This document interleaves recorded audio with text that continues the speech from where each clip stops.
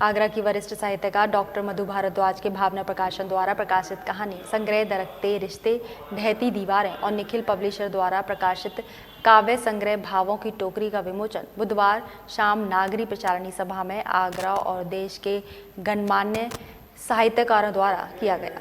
कार्यक्रम के दौरान दोनों ही संग्रहों पर समग्र रूप से अपने मनोभाव प्रकट करते हुए रचनाकार डॉक्टर मधु भारद्वाज ने अपनी काव्य पंक्तियों के माध्यम से कहा कि आंधियां आईं, कितने तूफान चले, आए कितने जल जले, दीवारें ढहती रहीं, रिश्ते सब दरकते रहे, कदम मेरे डिगे नहीं, आंसू मेरे बहे नहीं, एक छोटी सी खुशी के लिए इंतज़ार में हूँ, भावों की टोकरी के लिए। समारोह की अध्यक्षता उत्तर प्रदेश हिंदी संस्थान में पूर्व कार्यकारी उपाध्यक्ष और अंतर्राष्ट्रीय ख्याति प्राप्त गीतकार डॉक्टर सोम ठाकुर ने की। आगरा के प्रधान आयकर आयुक्त प्रथम नैयर अली नज़मी समारोह के मुख्य अतिथि रहे। नैयर अली नज़मी ने इस मौके पर कहा कि डॉक्टर मधु भारद्वाज की कहानियों के पात्र हमारे ही आसपास के समाज से प्रभावित और प्रेरित हैं। भाषा पर रचनाकार की पकड़ सहज ही दिल छू लेती है। विशिष्ट अतिथि वरिष्ठ साहित्यकार डॉक्टर कुसुम चतुर्वेदी ने इस अवसर पर डॉक्टर मधु भारद्वाज को शुभाशीष प्रदान करते हुए उनकी रचना धर्मिता को यूँ सराहा। साहित्य जगत की हो तुम मधु, ऋतु नवचेतन की धड़कन नूतन।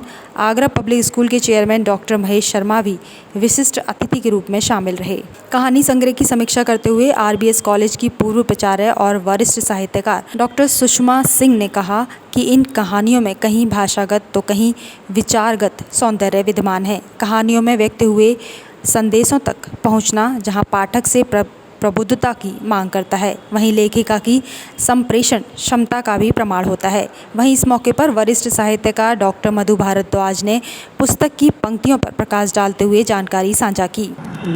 नारी जीवन की संघर्ष की कहानी है कि नारी घर से बाहर निकली, शिक्षित हुई, जागरूक हुई, लेकिन उसके बाद उस पर दोहरी और तेहरी मानसिकता बढ़ती चली गई। समाज का दबाव बढ़ता चला गया और उस दबाव में, बाहर के दबाव में, पारिवारिक दबाव में, समाज के दबाव में वो दबती चली जा रही है।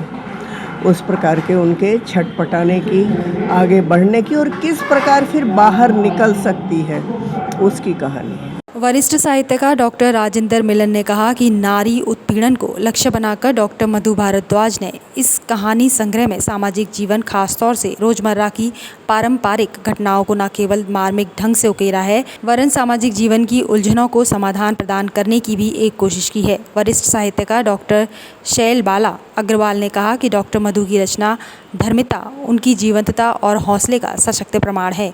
उन्होंने दुर्घटनाग्रस्त होकर भी कलम साधे रखी और 2 नवीन कृतियों का सृजन कर हिंदी साहित्य कोश को समृद्ध किया।